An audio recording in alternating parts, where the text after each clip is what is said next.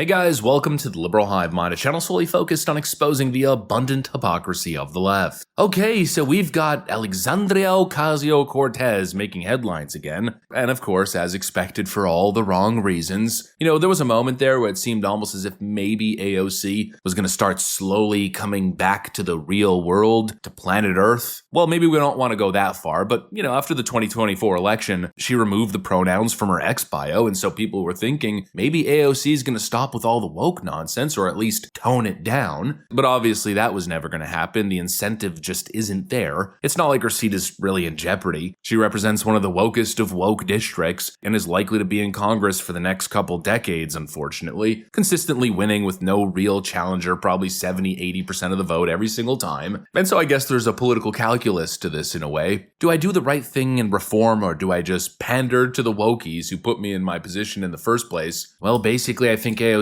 probably had a little momentary identity crisis after the 2024 election, but I think she's then realized that doesn't really change much for her and her grift, and so she's right back at it again, back to the woke leftist nonsense that we'd expect from her. Let's go ahead and take a look at why AOC is trending all over social media. We got some stuff to get into, so let's roll the tape. Okay, so here we go again. AOC is back, and this time she's flailing at Elon Musk because of the recent manufactured controversy around that hand gesture that he made. And of course, in true AOC fashion, is she approaching this level-headed, trying to be as fair as possible and toning down the rhetoric so we could all coexist and get along? No, of course not. It was a Nazi salute according to her, and Donald Trump's a Nazi. Like a foundational defining thing.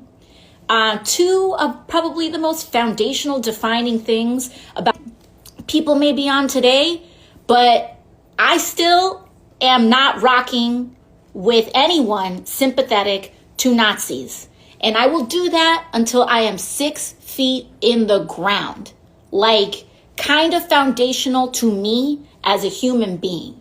And so if you're cool and want to defend the Sig Heils and the Nazi salutes, all the, you know, whatever you want to do, that's on you. I'm on the opposite side of that.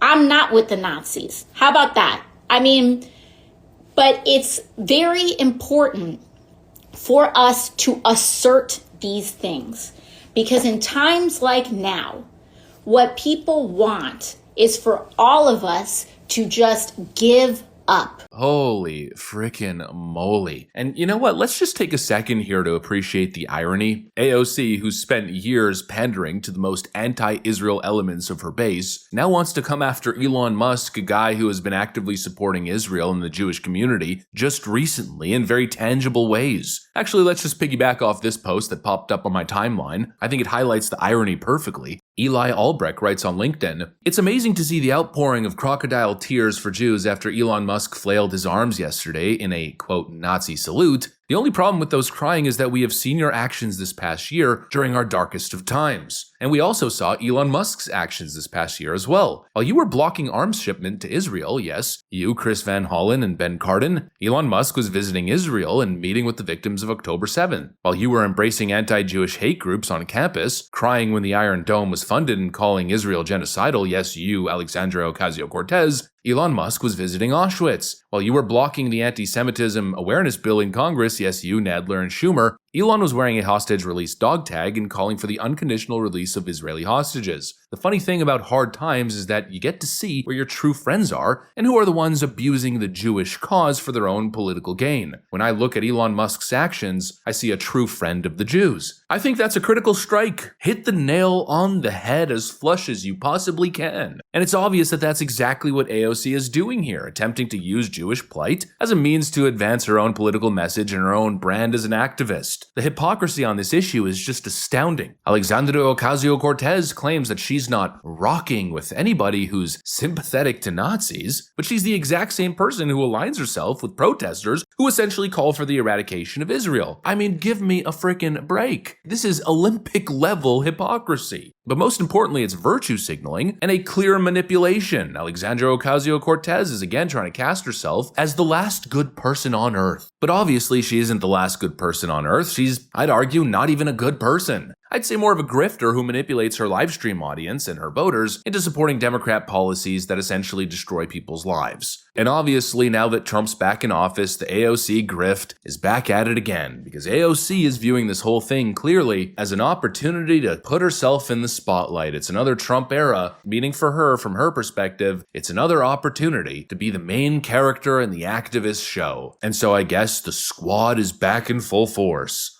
I want the American people to know what is in this bill. Because in the guise and in the wake of tragedy, we are seeing a fundamental erosion of our civil rights. In this bill, if a person is so much as accused of a crime, if someone wants to point a finger and accuse someone of shoplifting, they will be rounded up and put into a private detention camp and sent out for deportation without a day in court, without a moment to assert their right and without a moment to assert the privilege of innocent until proven guilty. Without being found guilty of a crime, they will be rounded up. That is what is inside this bill, a fundamental suspension of a core American value. And that is why I rise to oppose it. Yup, in 2025, AOC's back with more open borders nonsense, talking about illegal migrants needing their fair day in court. She goes on harping about civil rights being erased. What is she even talking about? I mean, what in the woke madness am I listening to? Illegal migrants aren't granted rights under the Constitution. They're not American citizens. That's kind of the whole point. You don't just get to twist the Constitution to suit your activist narrative. And just the backwards element of the argument itself, she's claiming that the Laken-Riley bill is some sort of draconian overreach on American citizens' rights. It flies in the face of the Constitution, I guess is the argument that I'm gathering. But the law itself is literally about enforcing the Constitution, enforcing the laws that are already on the books. But of course, none of that matters in Looney Tune land, because actually representing the interest of the American people isn't the top priority. No, again, it's just casting yourself as the main character in the hashtag resistance. And that's exactly where AOC is again. And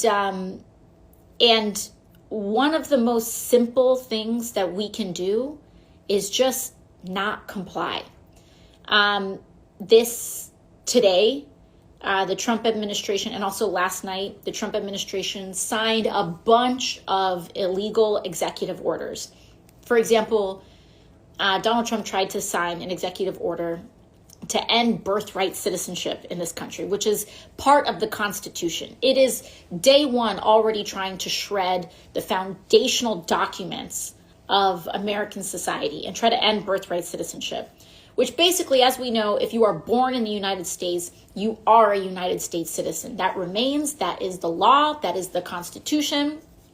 And he just tried to sign a piece of paper trying to say no. We don't have to listen to him. Yep, she's on camera saying, we don't need to follow Trump's executive orders. Oh, really? Is that how that works? You just ignore laws that you don't like? Funny, because when Joe Biden issued executive orders, the left treated them like the 10 Commandments, but now when Donald Trump does it, suddenly it becomes optional. She's a walking, talking contradiction, who frankly I think will just say anything to get attention. She pretends to champion civil rights, but ignores them when it's politically convenient. She claims to care about fairness and justice, but has no problem vilifying and punishing those who disagree with her, and now she's picking a fight with Elon Musk, one of the most successful and impactful innovators of our time, over complete nonsense and attempting to slander him as a Nazi sympathizer. It's just so off the rail, it's so crazy. The Democrat activist grift is back in full force once again. These people just can't seem to let it go now, can they? It's just so crazy. You know, I thought things were going to get a little bit better. I thought considering the environment, considering the moment, Democrats would realize that they have no choice but to reform themselves, but it's obvious they don't care, not even a bit. They're right back to the crazy woke resistance nonsense, and it's just so pathetic to watch. Anyways, that's pretty much what I got for you guys on this one. Hopefully you enjoyed the video. If you did, make sure to leave a like and possibly subscribe. Thanks for watching, and I'll see you on the next one.